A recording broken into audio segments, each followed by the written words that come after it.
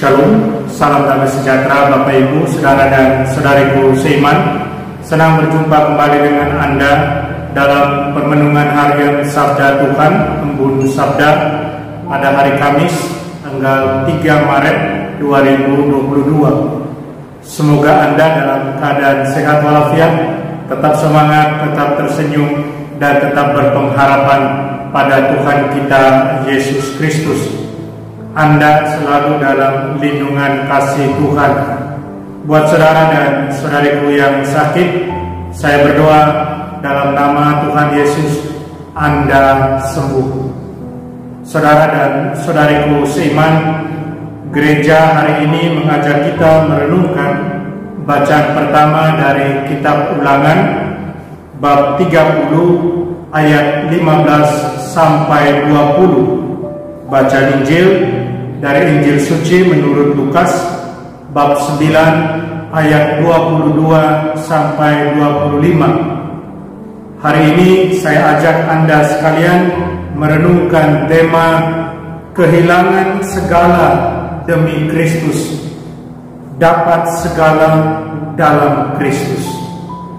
Saudara dan saudariku, sebelum kita merenungkan bersama-sama, mari kita dengarkan Injil Suci menurut Lukas bab 9 ayat 22 sampai 25. Sekali peristiwa, Yesus berkata kepada murid-muridnya bahwa anak manusia harus menanggung banyak penderitaan dan ditolak oleh tua-tua, imam-imam kepala, dan ahli-ahli Taurat, lalu dibunuh dan dibangkitkan pada hari ketiga.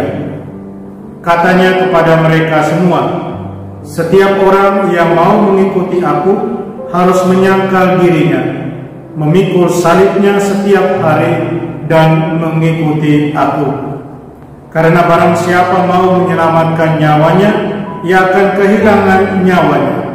Tetapi barang siapa kehilangan nyawanya karena aku, ia akan menyelamatkannya. Apa gunanya seorang memperoleh seluruh dunia, tetapi ia membinasakan atau merugikan dirinya sendiri? Demikianlah sabda Tuhan. Terpujilah Kristus. Saudara dan saudariku seiman, tahukah kita kekuatan salib yang menyembuhkan, yang mentransformasi, yang mengubah? Ketika Yesus meramalkan sengsaranya, penderitaannya, murid-muridnya kecewa. Penolakan, penyaliban, penderitaan berarti kekalahan, berarti penghukuman. Itulah yang dimengerti oleh para murid Yesus. Itu bukan satu kemenangan, bukan kebebasan. Apa yang mereka harapkan sebenarnya dari Yesus? Saudara dan saudariku, bagaimana mungkin penyangkalan diri, penderitaan, dan kematian Yesus dapat membawa kepada kemenangan dan kehidupan? Melalui ketaatannya kepada kehendak Bapanya, Yesus membalikan satu kutukan ketidaktaatan Adam. Lewat ketaatannya, dia membalikan kutukan itu, kutukan ketidaktaatan. Kematiannya di kayu salib memenangkan pengampunan bagi yang bersalah, memenangkan kebebasan bagi yang tertindas, memenangkan kesembuhan bagi yang menderita, dan memenangkan kehidupan baru bagi mereka yang mati. Kematiannya memungkinkan kebebasan kita untuk hidup sebagai putra dan putri dari Allah. Saudara dan saudariku yang terkasih dalam Kristus, ada paradoks tertentu dalam hukum ekonomi Tuhan, yaitu kita kehilangan apa yang kita peroleh, dan kita mendapatkan apa yang kita hilangkan, apa yang hilang.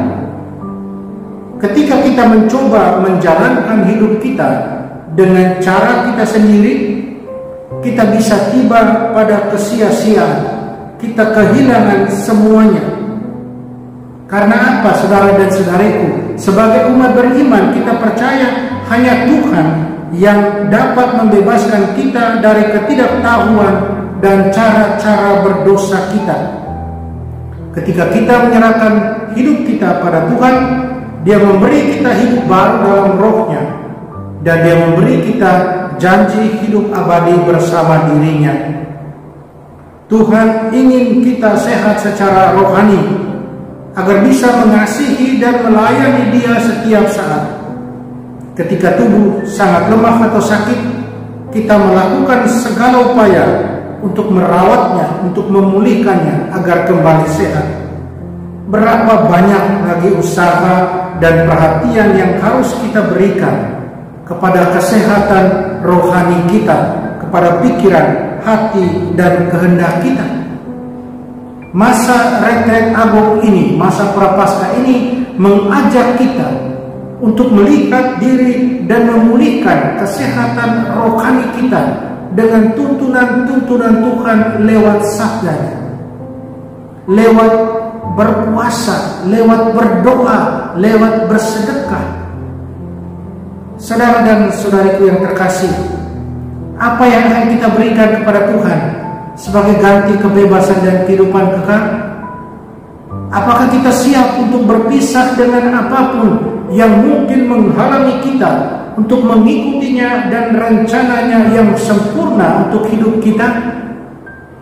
Yesus mengajukan pertanyaan-pertanyaan ini untuk menantang asumsi kita tentang apa yang paling menguntungkan dan berharga dalam hidup. Dalam setiap keputusan hidup, kita membuat diri kita menjadi orang tertentu. Ada kemungkinan bahwa beberapa dapat memperoleh semua yang mereka inginkan, tapi tiba-tiba bisa terjadi ketika mereka tersadar, mereka menemukan bahwa mereka melewatkan hal yang paling penting dari semuanya. Seorang murid sejati selalu siap untuk menyerahkan semua yang dia miliki untuk ditukar dengan kebahagiaan, kehidupan, dan persatuan dengan Tuhan, kedamaian sejati dalam Tuhan. Kehidupan yang Tuhan tawarkan kepada kita adalah kehidupan yang berkelimpahan dan kekal. Sukacita yang Tuhan tempatkan di hati kita tidak menyisakan tempat untuk kekecewaan, untuk kesedihan. Yang ada hanyalah sukacita. Saudara dan saudariku terkasih dalam Kristus, salib Yesus Kristus menuntun pada kebebasan dan kemenangan atas dosa dan kematian. Salib apakah yang Kristus perintahkan untuk kita pikul setiap hari sebagai muridnya? Salib itu adalah ketika kehendak kita bertentangan dengan kehendaknya, maka kehendaknya harus menjadi yang pertama dan utama untuk dilakukan atau dijalankan. Ketaatan pada kehendak dan kemauan Tuhan itu nomor satu. Jalan salib melibatkan pengorbanan. Pengorbanan menyerahkan hidup kita setiap hari demi Yesus. Apa yang membuat pengorbanan seperti itu menjadi mungkin dan menjadi so sweet, menjadi manis, adalah kasih Allah itu sendiri yang dicurahkan bagi kita dalam darah Yesus Kristus Tuhan kita. Rasul Paulus dalam surat kepada jemaat di Roma bab 5 ayat 5 katakan, kasih Allah telah dicurahkan ke dalam hati kita oleh Roh Kudus. Saudara dan saudariku, kita tidak pernah akan bisa menandingi Tuhan. Dia selalu memberi kita lebih dari yang bisa kita harapkan atau bayangkan. Apakah kita siap kehilangan segalanya demi Tuhan dan kemudian mendapat segalanya lagi dalam bersama Tuhan? Mari kita berdoa di masa retret agung ini kita dimampukan oleh karunia Roh Kudus agar kita menjalani masa retret agung ini dengan baik dan benar. Mari kita berdoa mohon kekuatan dari Tuhan. Tuhan Yesus, kami serahkan tangan kami untuk melakukan pekerjaan. Kami serahkan kaki kami untuk pergi lewat jalan. Kami serahkan mata kami untuk melihat seperti yang Engkau lakukan. Kami serahkan lidah kami untuk mengucapkan kata-kata-Mu saja. Kami serahkan roh kami agar Engkau hadir selalu di dalam kami. Di atas segalanya kami memberikan hati kami agar dapat mencintai Bapa di surga dan seluruh sesama kami.